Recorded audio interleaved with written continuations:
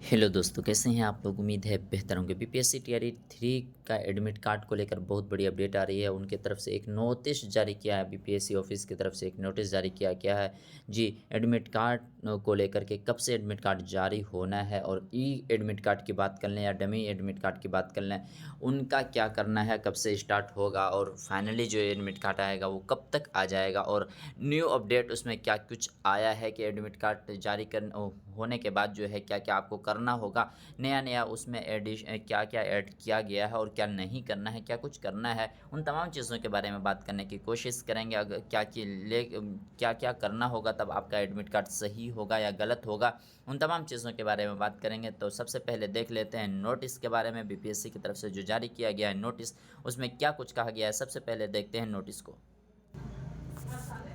जी बिल्कुल, admit card की जो देखें क्या है, कब से ई एडमिट कार्ड जारी होगा, दिया गया है, देख लेते हैं पहले नोटिस को जी। उक्त परीक्षा के लिए दिनांक 7/3/2024 से प्रवेश पत्र मतलब ई एडमिट कार्ड डाउनलोड करने की प्रक्रिया प्रारंभ कर दी जाएगी। मतलब 7 तारीख से जो है आप क्या है, ई एडमिट कार्ड या डमी एडमिट कार्ड आप डाउनलोड कर सकते हैं। अब उनके लिए जो आदेश जारी किए हैं, क्या कुछ कहा गया है, उसमें सबसे नंबर 1 में कहा गया है कि आप जो है एक फ़ोटो, ये पासपोर्ट साइज़ फ़ोटो होना होगा, आपको डालना होगा पहले एडमिट कार्ड डाउनलोड करने से पहले, जो कि 25 केबी का होगा।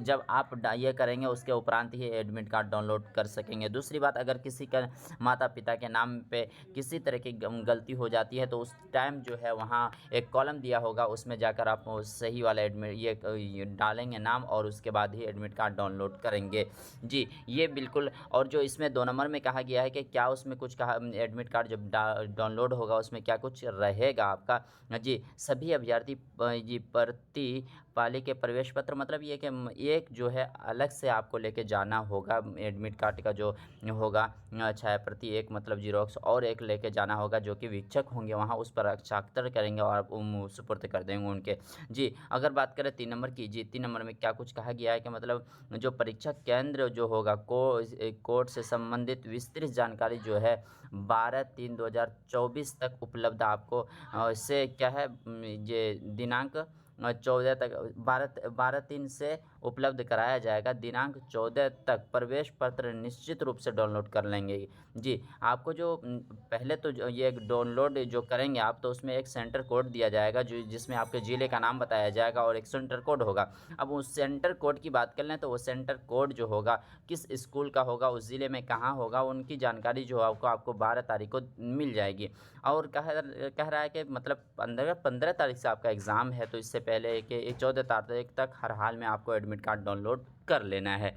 वहीं अगर हम बात कर लें चौथे नंबर में, क्या कहा गया है कि मतलब कि 1 घंटे पहले पूर्व ही आपको परीक्षा केंद्र में प्रवेश कर लेना है, उसके बाद आपको अनुमति नहीं दी जाएगा। और यूज़ जो है ये ओएमआर शीट है, आप जो उसमें फिल करेंगे उसको सील बंद कराने के बाद ही आप परीक्षा केंद्र को छोड़ेंगे, परीक्षा का जो है परीक्षा कक्ष है उनको छोड़ेंगे। सबसे बड़ी बात, ये तो सब चीज़ होते ही रहता है, लेकिन जब सब जैसे आप एडमिट कार्ड डाउनलोड करने जाएंगे वहाँ जो है आपको पासपोर्ट साइज़ फ़ोटो डालना होगा डैशबोर्ड पर जी। उसके बाद ही क्या है, उपरांत अपलोड करेंगे। एवं यदि किसी अभ्यर्थी का ऑनलाइन अपलोड में ये पिता-उता का नाम गलती होगा तो वो सही करके ही होंगे। और वैसे तो आपको पता है कि 14 तारीख को ही 15 तारीख को एग्ज़ाम है, 16 तारीख को एग्ज़ाम है, 15 तारीख को दोनों पालियों में एग्ज़ाम होना है और 16 तारीख को एक पालियों में एग्ज़ाम होना है। तो इनकी जानकारी पहले भी आ चुकी है।